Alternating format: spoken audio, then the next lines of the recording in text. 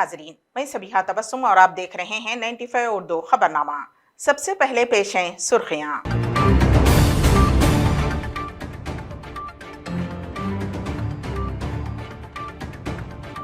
मुनगोड ज़िमनी इंतखाब में 92% राय दही, election commission का बयान।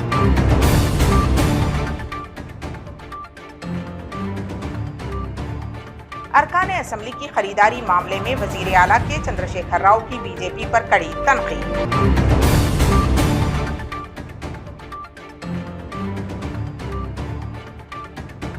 राहुल गांधी की भारत जोड़ो यात्रा रियासत तेलंगाना में 10वें दिन भी जारी। और बदनुआनियों पर काबू पाने के लिए मुख्तलिफ इक़दाम किए जाएंगे, वजीर आज़म नरेंद्र मोदी का तयक्कुन। और अब खबरों की तफसील। रियासत तेलंगाना में दिलचस्प रायदही अमल में आई है। इलेक्शन कमीशन के मुताबिक 92% रायदही रिकॉर्ड की गई है। पोलिंग का दौरानिया खत्म होने के बाद कई तंजीमों ने गुज़िश्ता इंतखाबी नताइज पर अपने एग्जिट पोल के नताइज जारी कर दिए हैं। उन एग्जिट पोल के नताइज ने यह नतीजा अक्स किया है कि हुक्मरान TRS पार्टी की कामयाबी यकीनी है। तेलंगाना जर्नलिस्ट स्टडी फोरम की जानिब से कराए गए एग्जिट पोल में ये बात सामने आई है कि हुक्मरान TRS पार्टी 40.9% वोटों से कामयाबी हासिल करेगी, जबकि बीजेपी को 31%, कांग्रेस को 23%, BSP को 3.2% और दिगर को 1.9% वोट हासिल हुए हैं। जबकि त्रिशूल तंजीम के जारी करदा एग्जिट पोल में हुक्मरान TRS को 47%, बीजेपी को 31%, कांग्रेस को 18% और दिगर को 4% वोट हासिल हुए हैं।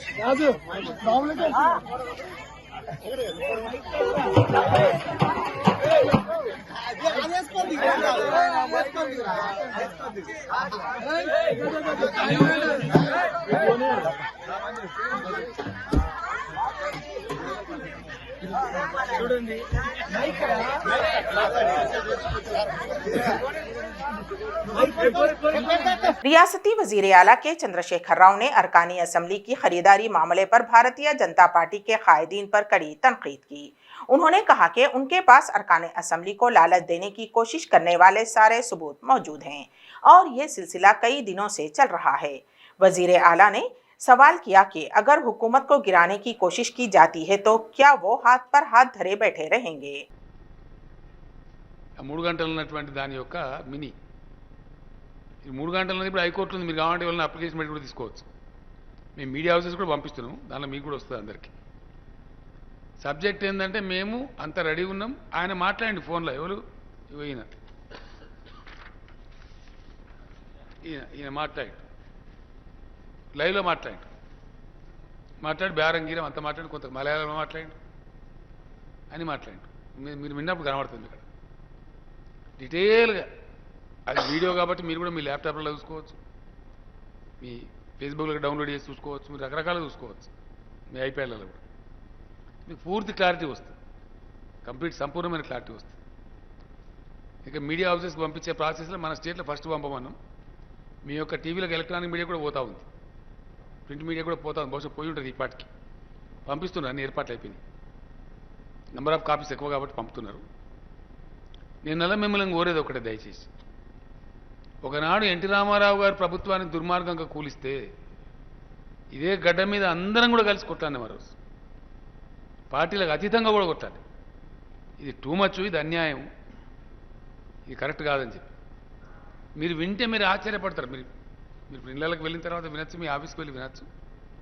ఎంత భయంకరమైన దగ, ఎంత భయంకరమైన కుట్ర. పసుపచ్చ దొడుకున్నాయని చెప్తాడు, అయితే గోడి లేకపోతే ఈడి. గోడి అంటే ఏంది? గోడి అంటే సఖ్యత అన్నట్టు. మోడీ గారితో సఖ్యత లేకపోతే వెంటనే ఈడీ వస్తుందట, డైరెక్ట్ చెప్తాడు ఆయన. మేము కర్ణాటకలో, అంటే దానిలో ఉన్న విషయాలు చెప్తున్నాం మీకు. నేను కర్ణాటకలో ఎమ్మెల్యేలను కొనేది మేమే. వాళ్ళను మొట్టమొదటి రామాపురం తీసుకుపోయినాం. ఆడికెళ్ళి వాళ్ళకి రుమాన్లు చుట్టి, గడపాల చేతులు పెట్టి, బుడగోసులు పెట్టి, లేబర్ వేషాలు వేయించి, ఎలహంక దాకా ట్రాక్టర్లలో తీసుకుపోయినాం. అక్కడ బస్ ఎక్కినాం, ఆడ విమానం ఎక్కి మద్రాసు పోయినాం. మద్రాసుకి వెళ్ళి ఇండిగో విమానంలో బొంబాయి పోయినాం. బొంబాయిలో డబ్బులు ఇచ్చినాం. ఇవన్నీ చెప్తాడు ఆయన, మీరు వినండి. ఆపరేషన్ కూడా దాచుకోరు, మొత్తం క్లియర్గా ఏం లేకుండా చెప్తారు స్పష్టంగా. ఇట్లా సీక్వెన్స్గా అమిత్ షా గారి పేరు ఒక 20 సార్లు చెప్తాడు ఇప్పుడు ఈ ఎపిసోడ్లో. 20 సార్లు, 1-2 సార్లు మోడీ గారి పేరు చెప్పిండు. ఏంది దీన్ని ఎన్నుకున్నది? ఏంది ఈ వేల కోట్ల రూపాయల ధనం ఎక్కడిది? ఇవి ఎట్లా ఖర్చు పెడుతున్నారు, ఎట్లా కొంటున్నారు? నిన్న ఒక పేపర్ రాసిండు, 12,000 కోట్లు ఖర్చు పెట్టిన ఎమ్మెల్యేలు కొనడానికి దేశంలో. ఖచ్చితంగా అవన్నీ బయటికి రావాలి. ఈ ముఠా నాయకుడు ఎవడు, ఈ డబ్బులు తెచ్చింది ఎవడు, ఈ డబ్బులు ఎక్కడున్నాయి? అందుకే నేను మరీ దేశం యొక్క న్యాయ వ్యవస్థతోని దండం పెట్టి 2 చేతులు ప్రణమిల్లి అడుగుతా ఉన్నాను. ఐఎమ్ రిక్వెస్టింగ్, ఎప్పుడు దేశం ప్రమాదంలో పడ్డా ఈ దేశాన్ని కాపాడింది జ్యుడిషియరీ, తప్పకుండా కాపాడింది. అలహాబాద్ హైకోర్టు ఇందిరాగాంధీ గారి ఎన్నిక మీద తీర్పు ఇచ్చింది. అక్కడి నుంచే యుద్ధం స్టార్ట్ అయింది. దాని తర్వాత అంతా జరిగింది, మనకు తెలుసు ఆ స్టోరీ అంతా. అట్లా మీరు ఇంత స్వైర విహారం ఈ విధంగా, మేము కర్ణాటకలో ఉలగొట్టింది మేమే, బొంబాయిలో మహారాష్ట్ర ఉలగొట్టింది మేమే, నిస్సిగ్గుగా చెప్తారు. నేను బొంబాయి ఆపరేషన్ చేసినప్పుడు నాకు బ్లూ సెట్ అని చెప్తాడు. रियासत तेलंगाना में कांग्रेस कायद राहुल गांधी की भारत जोड़ो यात्रा 10वें दिन भी जारी रही। उस वक्त राहुल गांधी जिले संगारेड्डी में पैदल यात्रा कर रहे हैं। वाजे रहे कि भारत जोड़ो यात्रा कल जिले रंगारेड्डी से जिले संगारेड्डी में दाखिल हुई। संगारेड्डी के रुकने असम्बली जग्गारेड्डी ने राहुल गांधी का पुरतपाक इस्तकबाल किया। राहुल गांधी की भारत जोड़ो यात्रा में कारकुनान और अवाम की कसीर तादाद शामिल हो रही है। इस मौके पर राहुल गांधी ने कबायली खवातीन के साथ लोक रक्स भी किया और पोतराजू का कारनामा भी देखा। जग्गा रेड्डी ने राहुल गांधी को बोनाल और पोतराज के बारे में बताया, जो तेलंगाना की सकाफत का एक हिस्सा हैं। इस मौके पर जग्गा रेड्डी ने चाबुक का इस्तेमाल करते हुए पोतराज की तरह खुद भी उस खेल में हिस्सा लिया, तो राहुल गांधी ने भी वही खेल खेला जिसके अवाम की आवाज से इलाका गूंज उठा।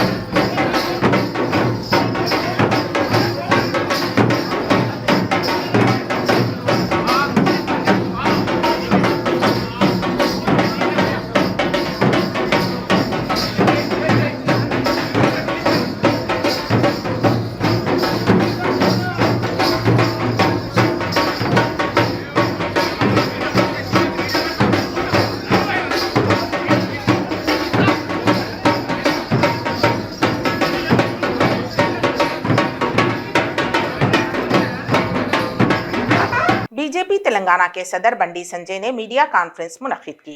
इस मौके पर मुखातिब होते हुए उन्होंने कहा कि कोमट रेड्डी राजगोपाल रेड्डी मुनगोड़ के एमएलए बनने वाले हैं। इसके अलावा बरसर इख्तिदार हुकूमत और वजीर आला के चंद्रशेखर राव पर इल्जाम आयद करते हुए कहा कि टीआरएस ने नोट के बदले वोट हासिल किए हैं और रुपया पानी की तरह बहाया गया है। పూర్తిగా ఎన్నికల ప్రక్రియనే ముత్తరాశ చేస్తున్నాను.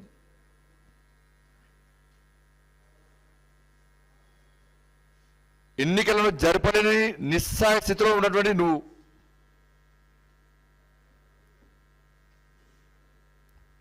42 మంది దొరికిందట, వేరే మంది ఆడు ఉన్నారని చెప్పి మేము కంప్లైంట్ ఇస్తుంటే పోలీసులు లాఠీ చార్జ్ చేస్తారు, కొడుతున్నారు, మా కార్యకర్తలు దుర్గపడుతున్నారు, బయటికి వచ్చి ఇంకా ఉన్నారని చెప్పి స్థానిక ప్రజలందరూ తరిమి కొడుతున్నారు. టీవీలలో వీడియోలు వస్తున్నాయి, సోషల్ మీడియాలో వీడియోలు వస్తున్నాయి. ఈయన కంటే 42 మందే దొరికినట్టు ఈయనకు.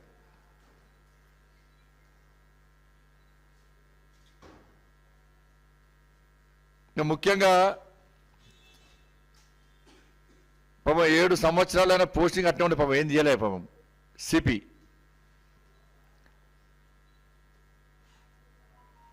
ఆ గులాబీ నేతలకు, ఆ ప్రగతి భవన్కు, రాష్ట్ర ముఖ్యమంత్రికి సిపి, అక్కడ ఎస్పీ పాపం చాలా కష్టపడి గులాంగిరి చేసేందుకు మీకు కూడా అభినందనలు. గులాంగిరి చేస్తుంటే ఇట్లా చూసినాం. ఇవాళ ఎన్నికల ప్రక్రియ నిజాం కాలం గుర్తొచ్చింది. నిజాం పల్ల ఆ స్టోరీ చదివినాక అవన్నీ గుర్తొస్తున్నాయి. కేసీఆర్ నిజాం అయితే ఇక్కడ ఉన్నటువంటి కొంతమంది పోలీస్ అధికారులు రజాకల్గా మారారు.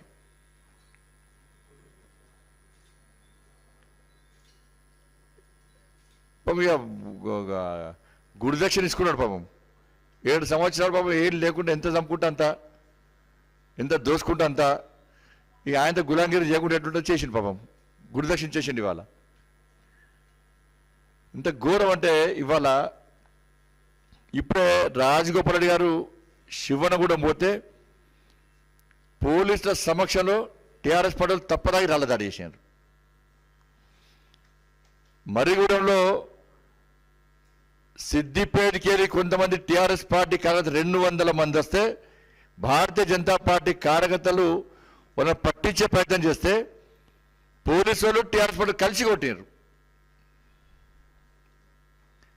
ఇంత సాయంత్రం చెండూరులో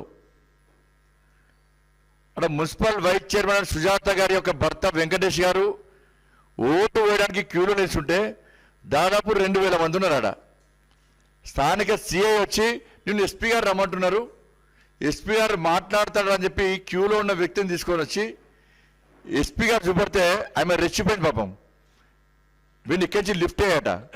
ఏం లిఫ్ట్ చేస్తావు నువ్వు? ఎన్ని కోట్లు ముట్టినాయో వీళ్ళకు.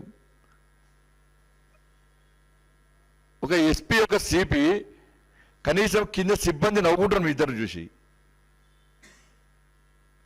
అయినా వాళ్ళు నవ్వుకుంటే మీకేమొస్తుంది? మీకు బుద్ధి వస్తుందా? మీకేమన్నా సిగ్గు వస్తుందా? మీకేమన్నా మీరు అనుకున్నది చేసిరు, గులాంగిరి వేసిరు, గెలుస్తారా ఇప్పుడు? మరి గెలిచేదేది? మీరు ఏం కుట్రలు ఎన్ని చేసినా కూడా, ఎన్ని డబ్బులు మీరు వంచినా కూడా, మీరు పంచిపించినా కూడా అక్కడ గెలిచేది భారతీయ జనతా పార్టీ 100% గెలుస్తుంది. రాజగోపాల్ గారు 80% తిరిగి ఎమ్మెల్యే కాబోతారు. ఇది ప్రజల నిర్ణయం. టీఆర్ఎస్ పార్టీ డిప్రెషన్కి వచ్చింది. డిప్రెషన్, టీఆర్ఎస్ పార్టీ కార్యకర్తలు డిప్రెషన్ ఉన్నారు. అందుకే సాయంత్రం కానీ 4 కానీ తప్పదు ఆగి రోడ్డు మీద పడ్డారు. तेलुगु देशम सरबराह नारा चंद्रबाबू नायडू ने मीडिया कॉन्फ्रेंस से मुखातिब होते हुए जनसेना कायद पवन कल्याण की क़यामगाह पर मशकूक अफराद की नकलो हरकत पर अपना रद्द अमल जाहिर किया। उन पर हमला किया जाएगा। उन्होंने सवाल किया कि किसे धमकियां दी जा रही हैं, क्या रियासत में सबको मार दिया जाएगा? इस तरह कैसे डराने की कोशिश की जा रही है? उन्होंने इजहार बरहमी करते हुए कहा कि क्या आप सबको जेल में डालेंगे? उन्होंने सवाल किया कि वजीर आला जगन मोहन रेड्डी की बहन शर्मिला ने सीबीआई हुक्काम के रूबरू खानदानी खिलफशार के बारे में बताया है। 7వ తారీఖు ఢిల్లీకి వెళ్ళి స్టేట్మెంట్ ఇచ్చింది. అందులో వాళ్ళు అడిగారు, వాంగ్మూలం ఇవ్వాలని కూడా నోటీస్ ఇచ్చారు. ఆ వాంగ్మూలం ఇచ్చినప్పుడు అవినాష్ రెడ్డి, భాస్కర్ రెడ్డి, వివేకాన్ని చంపించారని ఆవిడ వాంగ్మూలంలో చాలా స్పష్టంగా చెప్పింది. దీనికి కారణం ఏమిటని ప్రశ్నించినప్పుడు వివేకానంద రెడ్డిని హత్య చేయడానికి ఇతర కారణాలు ఏవి లేవు, స్థానికంగా ఆయనకు అందరూ గౌరవిస్తారు, వ్యతిరేకించే వారెవరూ లేరు, అయితే కడప ఎంపీ టికెట్ విషయంలో మా కుటుంబంలో గొడవలున్నాయి, టికెట్ కోసం మా బాబాయ్ వివేక గట్టి పోటీదారుగా ఉన్నారు, వైఎస్ అవినాష్ రెడ్డి కూడా టికెట్ కోసం పోటీ పడుతున్నారు, వివేక ఎంపీగా పోటీకి దిగితే తమ ఉనికికి ఇబ్బందని అవినాష్ రెడ్డి, భాస్కర్ రెడ్డి ఆయన చంపించారని మాకున్న సమాచారం. ఇది ఎవరు చెప్పారండి? నీ రక్తాన్ని పంచుకుని పుట్టినటువంటి మీ చెల్లెలు. You answer this. మళ్ళీ 21వ తారీఖు ఢిల్లీకి వెళ్ళినప్పుడు మీడియాతో మాట్లాడుతూ వాళ్ళు ఒక మాట అడిగారు, తనకు టికెట్ ఇవ్వకపోతే షర్మిలకు లేదా విజయలక్ష్మికి మాత్రమే ఇవ్వాలని వైఎస్ జగన్ వివేక కోరారని, ఈ నేపథ్యంలో వైఎస్ అవినాష్ రెడ్డి హత్య చేయించారనే కోణంలో సిబిఐ ఎంక్వైరీ చేస్తుందని, దీనిపైన మీ స్పందన ఏంటని అడిగితే వాస్తవం అని చెప్పింది. అంటే నీ చెల్లెలకి టికెట్ ఇవ్వడం నీకు ఇష్టం లేదు, నీ తల్లికి టికెట్ ఇవ్వడం ఇష్టం లేదు. వివేకానంద రెడ్డి చెప్పాడు, నాకు ఇవ్వకపోతే పోయారు, వాళ్ళిద్దరిలో ఇమ్మన్నాడు. ఇమ్మంటే మీరు చేసిన పనిది. మళ్ళీ ఆవిడ ఒక మాట అన్నది, నా కుటుంబంలో జరిగిన ఘోరం ఇది, సునీతకు న్యాయం జరగాలి, మా చిన్నాన్నను ఎవరు ఎంత ఘోరంగా హత్య చేశారో వారి పేర్లు బయటకు రావాలి, వారికి శిక్ష పడాలి, దీన్ని ఎవరూ అడ్డుకోవడానికి వీలు లేదు అని చాలా స్పష్టంగా చెప్పింది. నేను అడుగుతున్నా, ఇంత స్పష్టంగా చెప్పిన తర్వాత బాబాయ్ హత్య చేసిన అంతకులను అడ్డుకునే వాళ్ళు ఎవరండి? Jaganmohan Reddy. You answer this. Shankaraiah CI 164 వాంగ్మూలం ఇచ్చే సమయంలో అతన్ని బెదిరించి విత్డ్రా చేయించి సస్పెండ్ అయిన ఆఫీసర్ని మళ్ళా ప్రమోషన్ ఇచ్చింది ఎవరండి? నేను చెప్పలా, సిబిఐ చెప్పారు. ఈరోజు మీరు ఇక్కడ చూస్తే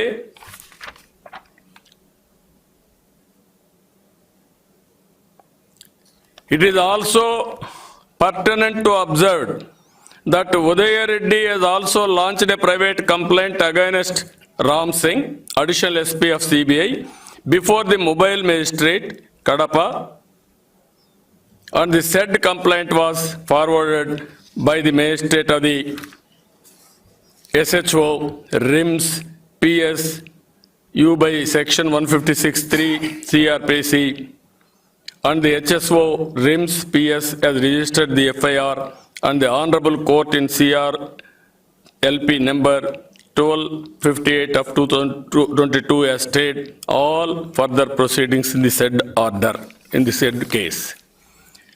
అంటే ఎన్ని కేసులు నువ్వు పెట్టించి అక్కడ శంకరయ్య పెడతాడు, ఇక్కడ ఇంకొక అతను ఉదయ్ రెడ్డి ఎవరి మీద, Ram Singh additional SP CBI పైన పెడతాడు. ఇప్పుడు ఇవన్నీ సుప్రీంకోర్టు విన్న తర్వాత వేరే రాష్ట్రానికి ట్రాన్స్ఫర్ చేసే పరిస్థితికి వచ్చారు. ఇంకా జడ్జిమెంట్ వచ్చినట్లేదు, అవైటెడ్. Can you answer?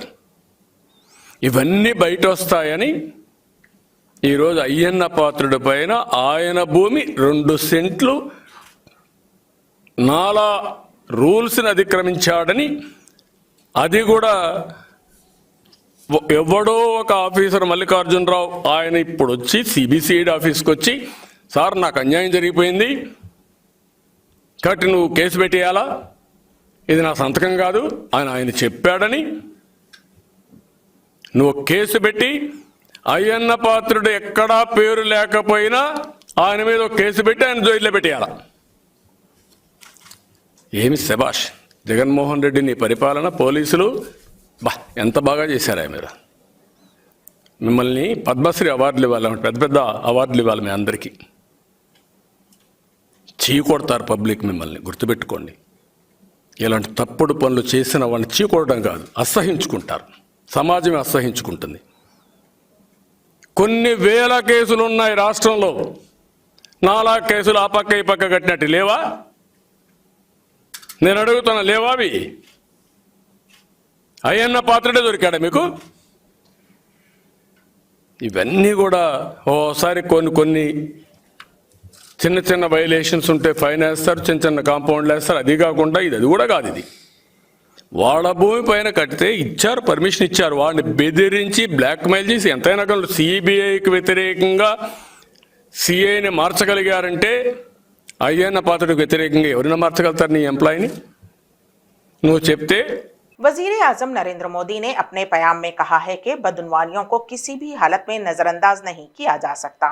वो आज दिल्ली के विज्ञान भवन में मुनक्किद विजिलेंस वीक प्रोग्राम से खिताब कर रहे थे। उन्होंने कहा कि एजेंसियों और अहलकारों को खौफजदा होने की जरूरत नहीं है और बदउनवानियों में मुलविस अफराद को किसी भी सूरत बख्शा नहीं जाएगा और इस तरह के लोगों को समाजी व सियासी तहफ़्फ़ुज़ भी नहीं मिलना चाहिए। मुजरिम कितने ही ताकतवर क्यों ना हो, उन्हें हर हाल में छोड़ा नहीं जाएगा। निश्चित करना है जो भ्रष्टाचार पर 0 टॉलरेंस रखता हो। ये आज सरकार की नीति में, सरकार की इच्छा शक्ति में, सरकार के फैसलों में आप हर डगर पे देखते होंगे। लेकिन यही भाव हमारी प्रशासनिक व्यवस्था के डीएनए में भी मजबूती से बनना चाहिए। एक भावना ये है कि जो भ्रष्ट अफसर होते हैं उनके खिलाफ कार्रवाई, चाहे वो आपराधिक हो या फिर विभागीय, बरसों तक चलती रहती है। क्या हम भ्रष्टाचार से संबंधित डिसिप्लिनरी प्रोसीडिंग्स को मिशन बोर्ड में एक अवधि तय करके पूरा कर सकते हैं? क्योंकि ये लटकती तलवार उसको भी परेशान करती है। अगर वो निर्दोष है और इस चक्र में आ गया तो उसको इस बात का बड़ा जीवन भर दुख रहता है कि मैंने प्रामाणिकता से जिंदगी जी और मुझे कैसा फंसा दिया और भी निर्णय नहीं कर रहे हैं। जिसने बुरा किया है उसका नुकसान अलग चीज है, लेकिन जो इसने नहीं किया वो इस लटकती तलवार के कारण सरकार के लिए और जीवन के लिए हर प्रकार से बोझ बन जाता है। अपने ही साथियों को इस प्रकार से लंबे लंबे समय तक लटकाए रखने से क्या फायदा है? साथियों, इस तरह के आरोपों पर जितनी जल्दी फैसला होगा उतना ही प्रशासनिक व्यवस्था में पारदर्शिता आएगी, उसकी शक्ति बढ़ेगी।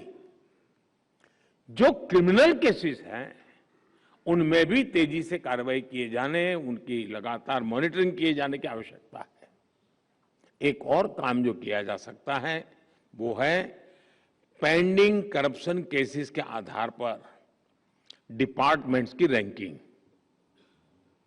अब उसमें भी हम स्वच्छता के लिए जैसे हम कंपटीशन करते हैं इसमें भी करें, देखें तो कौन डिपार्टमेंट इसमें बड़ा उदासीन है, क्या कारण है, और कौन डिपार्टमेंट है जो बहुत तेजी से इस समस्या को गंभीरता से लेकर के आगे बढ़ रहा है और इससे जुड़ी रिपोर्ट्स का मासिक या तिमाही पब्लिकेशन अलग अलग विभागों को भ्रष्टाचार के खिलाफ चल रहे केसों को तेजी से निपटाने के लिए प्रेरित करेगा।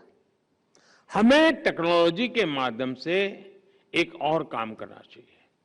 अक्सर देखा गया है कि विजिलेंस क्लियरेंस में काफी समय लग जाता है। इस प्रक्रिया को भी टेक्नोलॉजी की मदद से स्ट्रीमलाइन किया जा सकता है। एक विषय और जो मैं आपके सामने रखना चाहता हूं वो है पब्लिक ग्रीवेंस के डेटा का।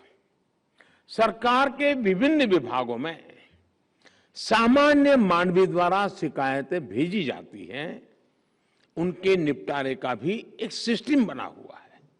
लेकिन अगर पब्लिक ग्रीवेंस के डेटा का हम ऑडिट कर सके तो ये पता लगेगा कि कोई खास विभाग है कि वहां ज्यादा से ज्यादा शिकायत आ रही है,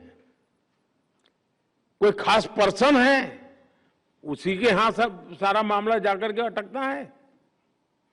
क्या कोई प्रोसेसिंग पद्धतियां जो है हमारी उसी में कोई गड़बड़ है जिस कारण मुसीबतें आ रही है। मुझे लगता है ऐसा करके आप उस विभाग में भ्रष्टाचार की तह तक आसानी से पहुंच पाएंगे। हम इन कंप्लेंट को आइसोलेटेड नहीं देखना चाहिए, पूरी तरह कैनवास पर रख करके सारा एनालिसिस करना चाहिए और इससे जनता का भी सरकार और 95 उर्दू खबरनामे के अख्तिताम से क़ब्ल दोबारा सुर्खियों पर एक नजर।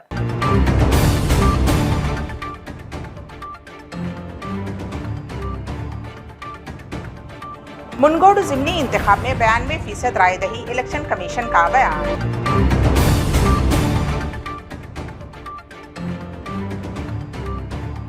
अरकान असम्बली की खरीदारी मामले में वजीर आला के चंद्रशेखर राव की बीजेपी पर कड़ी तनकीद।